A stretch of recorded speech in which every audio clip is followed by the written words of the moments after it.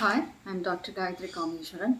இன்றைக்கி வீடியோவில் நம்ம stages of periodontal disease, gum disease என்னென்ன ஸ்டேஜஸில் இருக்குது, எப்படி கம்மை அஃபெக்ட் பண்ணும், டூத் மொபிலிட்டி வரைக்கும் எப்படி அது ப்ராக்ரெஸ் ஆகுது, அதோடைய காசஸ், அது எந்த மாதிரி டிசீஸ் ஷோ பண்ணும், அதுக்கு எப்படி ட்ரீட்மெண்ட் அப்படிங்கிறத ஒரு பிக் மூலமாக நான் உங்களுக்கு எக்ஸ்பிளைன் பண்ணுறேன்.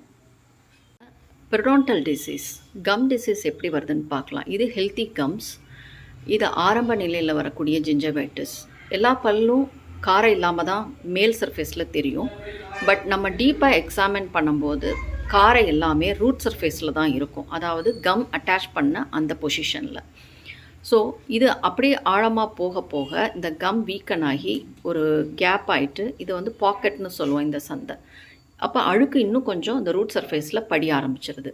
இந்த மாதிரி ஆக ஆக இந்த ஈர் ரொம்ப விலக ஆரம்பித்து பல் ஆட ஆரம்பிச்சிருதுங்க. ஸோ பல் சர்ஃபேஸ் பார்த்திங்கன்னா டூத் சர்ஃபேஸ் எல்லாமே நல்லா க்ளீனாக தான் இருக்கும். பட் இந்த கம்ஸை நம்ம ஃப்ளாப் ரிஃப்ளெக்ட் பண்ணும்போது தான் இந்த ரூட்டில் இருக்கக்கூடிய காரைகள் எல்லாம் தெரியும்.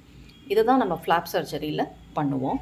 அதே மாதிரி இந்த கம் சர்ஃபேஸும் உள்ளர இன்னர் சர்ஃபேஸில் தான் இந்த மாதிரி சின்ன சின்ன இன்ஃப்ளேம்டு டிஷ்யூஸ் எல்லாம் தெரியும். இதெல்லாம் நம்ம க்யூரேட் பண்ணுறச்ச நல்ல ஹெல்த்தியான இன்னர் கம்ஸ், அதாவது டூத்தில் அட்டாச் பண்ணக்கூடிய அந்த கம்ஸ் ஹெல்த்தியாக இருக்கும்.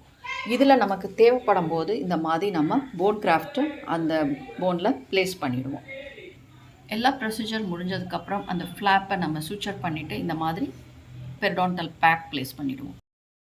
ஸோ இந்த மாதிரி நம்ம flap surgery, bone graft, curettage, perio pack இந்த மாதிரி ப்ளேஸ் பண்ணும்போது complete set of gum treatment finish ஆகிடும். So your gums will be healthy always. Thank you.